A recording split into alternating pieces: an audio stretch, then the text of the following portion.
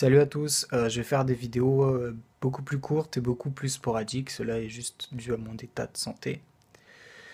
Il y a un truc qui me révolte et j'en ai déjà parlé pas mal de fois dans mes précédentes vidéos. C'est l'histoire de la volonté. Vous êtes dépressif, vous êtes angoissé, vous êtes Lyme, vous êtes fibro, vous êtes schizophrène, vous êtes bipolaire, etc., etc. Et on vous dit que bah, vous n'avez pas de volonté pour vous en sortir de toute façon.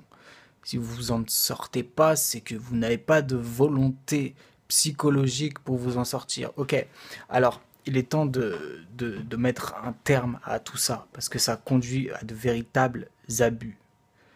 Euh, le problème chez nous, c'est que notre volonté, quelque part par la maladie, est détruite. Donc, on peut avoir une volonté immense pour faire quelque chose qui paraît aux autres dérisoire.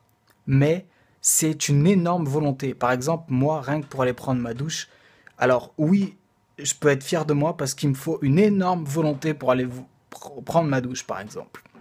Mais il y a les gens à côté, il y a les petits malins qui vont dire, mais non, non, non, mais ça c'est du tout, c'est rien du tout, ça, c'est rien du tout. Regarde, moi, ce que je fais, moi, je vais courir 20 kilomètres. Eh ben, c'est exactement la même chose.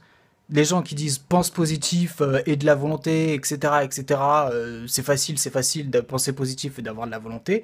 C'est les mêmes gens qui vont dire à un tétraplégique, mais vas-y, tétraplégique, avance, bouge-toi, c'est facile de faire le 100 mètres en 10 secondes. C'est pas parce que t'es tétraplégique que tu peux pas courir. Et nous, on nous dit, c'est pas parce que t'es malade que tu peux pas avoir de volonté. Donc vous voyez l'arnaque que c'est. C'est une énorme arnaque. Donc voilà, il va falloir qu'on devienne fiers de nous et que les gens puissent apprécier qu'on ait de la volonté à notre échelle et qu'ils ne comparent pas avec la volonté qu'ils ont eux, puisque c'est de la volonté à leur échelle. Et ça, il va falloir que les gens se le mettent dans la tête. Et même les psychiatres, je pense que avec les études qu'ils ont fait, ils devraient comprendre cette histoire de volonté.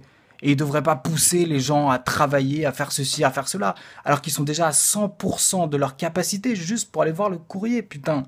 Et on leur demande d'aller travailler 8 heures par jour. Donc voilà, la volonté est modifiée, d'accord, on a quelque chose qui détruit notre volonté, ou disons qui la rabaisse.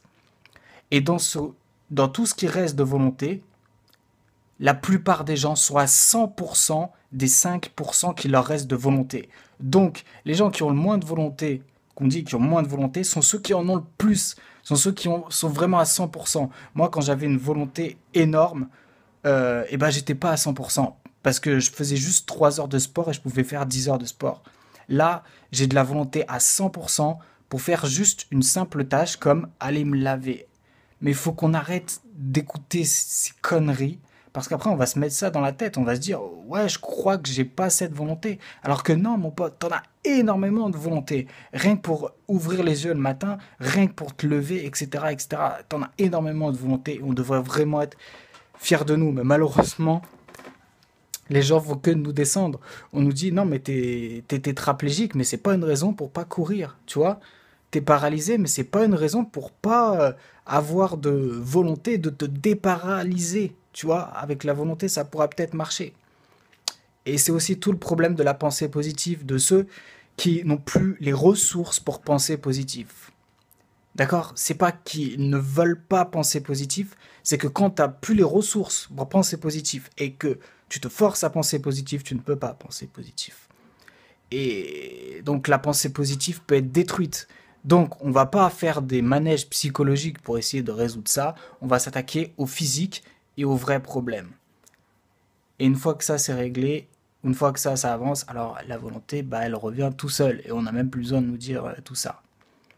Mais voilà, c'est incroyable la manière dont on se fait maltraiter, surtout pour les gens qui ont des maladies psychiques. Vraiment, je suis avec eux, enfin, ça va devenir mon principal combat, parce que je sais à quel point nos mécanismes qui génèrent la volonté peuvent être détruits.